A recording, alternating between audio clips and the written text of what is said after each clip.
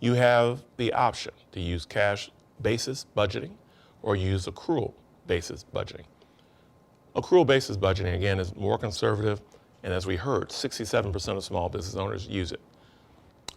Also, you got to keep in mind, though, accrual basis budgeting comes from accounting. If you've never had accounting before, you may not understand all the terms and the assumptions and the theories behind it. So I would recommend that if you haven't had accounting before, take an accounting class, and then it would make it easier for you to make that switch to accrual basis accounting. Until you do that, you can still use cash basis accounting to help you move forward in learning this skill and this technique of budgeting. So for those of you who are new to cash budgeting or budgeting in general, what you need to know is that you have to use historic information to get started. And with that historic information, it will provide you with some insights. It'll help you, as we talked about before, establish some standards or some assumptions that'll help you to evaluate how your business is performing, personally evaluate how your business is performing. So let me show you a slide that will include some of the historic data that you can use. So as I mentioned, you need to start with historic information, common sources of financial information that you would use and to be expected to use, be your invoices. Your invoices would represent business expenses. And they could also represent potential revenue coming in. So if you're drafting the invoice and sending it out, then you are looking for income to come in. If someone sends you an invoice, then that becomes a business expense. Your bank deposits, using your bank records lets you know monies that are coming in, and what you need to capture are the sources of those funds. Are they coming in from the bank as a bank loan, or are these the receipts from your revenues or from your sales? Executed business contracts, having those available helps you to understand large dollar amounts. Maybe in the contract it talks about possible expenses that you're going to incur as part of the contract. For sure, the contract is going to talk about possible revenue streams that are going to come into the business. Utility bills, that's clear. Electric costs, heating costs, anything that has to do telecommunications, anything that has to do with your typical utility expenditures that you see in your own home will more than likely need to be included in your budget for your business. Business services fees, going to Kinko's to have copies made, going to Office Depot to buy supplies, or having them perform services for you, like going to a sign shop. So any business services fees, you want to capture those too. And essentially you'll probably have a receipt that reflect those fees. Last but not least, any previous budget information that you've gathered in the past or budgets that you prepared in the past become valuable pieces of information or valuable pieces of historic information that will be what we call the baseline, the starting point for any budget. You don't want to start a budget from scratch, just sort of pulling information from the top of your head. You want to use fact-based or evidence-based information. So you want to use documentation to help you get started to set the basis for your budget. So to prepare us for this template, the cash flow template that I mentioned earlier, we have to understand there's a simple equation. This equation is cash flow is equal to receipts minus disbursements. Receipts minus disbursements. In this case, receipts represents the money that is coming into the business, not just solely sales or revenues, but any money coming in.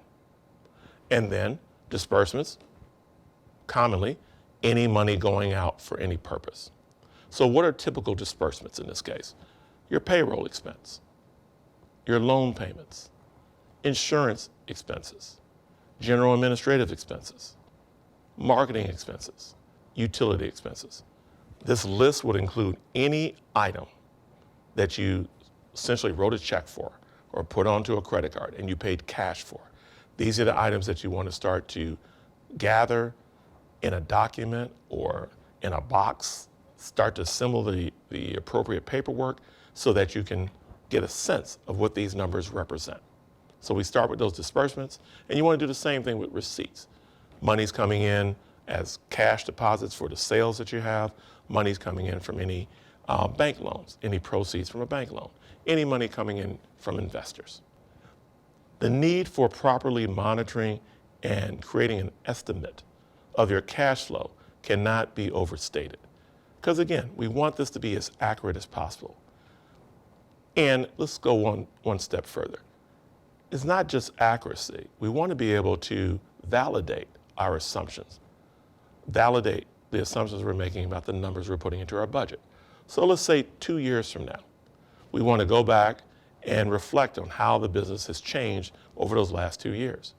When I go back to that budget that we created 2 years ago, I want to be able to look through those numbers and understand how I came up with them. So hopefully I have an Excel spreadsheet, or I have a file cabinet that has a file that captures all of those documents that we were just talking about. And I can go back and look at those documents and then back into the numbers that appear on that budget. That information helps me to make better decisions going forward, because I will make sure I'm using those same assumptions as I create the new budget. So, cannot be overstated. I need to know where the numbers are coming from that go into the budget, and I would like to be able to validate those numbers with actual evidence, actual documentation. All right, so we have a quote here from a researcher. Her name is Hatton. This was done in 2009. Many businesses show considerable profit, but have problems paying their monthly bills, meaning they have a cash flow problem. So we're starting here at the cash flow level because it's an important level to start at, because most people believe they are profitable based on the flow of money moving through the bank account. It is not until they put their information into a financial record like an income statement where they find out that they're not profitable at all. In fact, the reason why they've had to put their personal funds into the business is because their costs turned out to be higher than expected, and the revenues could not cover that. So let's switch gears. Let's now look at the template, the cash flow template. It has 3 components to it. The first component is the operating budget, represented by the income statement. The next portion is the outside funding source. So money is coming from outside of the business. And then last but not least, the box in blue, capital expenditures. Any money I'm making on infrastructure. Maybe I'm buying vehicles. Maybe I'm buying furniture and fixtures. Maybe I'm actually buying a building. So capital expenditures. Equipment would be another one of those items that will fall into that category. Because we're looking at a cash budget, we're only looking at those expenditures that were made with cash, okay? So let's go deeper and look at each one of our components individually. So when we look at the operating budget, it represents the income statement. What do we know about the income statement? We have a sale. We've sold an item. Maybe we're running a retail store. We sold an item to a customer. The customer pays us in cash in this case. We're not taking credit. The money shows up in the bank account. That's the normal flow. We then pay what we owe. We pay our normal expenses, and then we repeat the cycle. That's the typical movement of money coming from our operations, coming from our business. We have sales, we have a sales transaction. That money is collected, it is placed in the bank. We then write checks to pay our costs, and then we repeat the cycle. Let's look at our next category.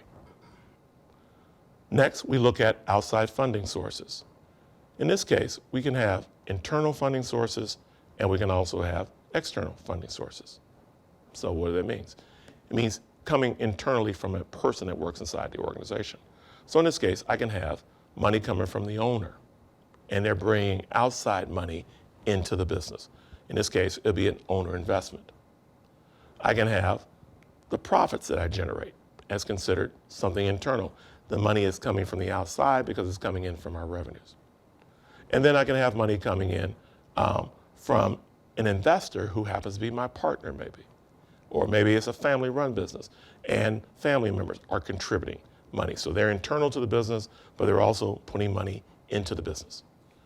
I can have a true external source, such as a bank, a creditor. I can have an angel investor or a venture capitalist. I can have money coming in from a grant, in this case, government funding, or I can have money coming in from a foundation. So those are true external sources of dollars.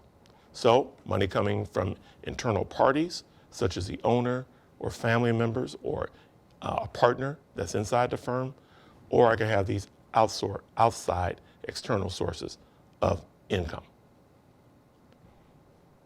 So our last category is capital expenditures. What are they typically? Maybe the purchase of a vehicle, especially in a startup. Purchase of a vehicle, I use this vehicle solely for business. It allows me to get around to my client sites. I acquire building or I acquire land.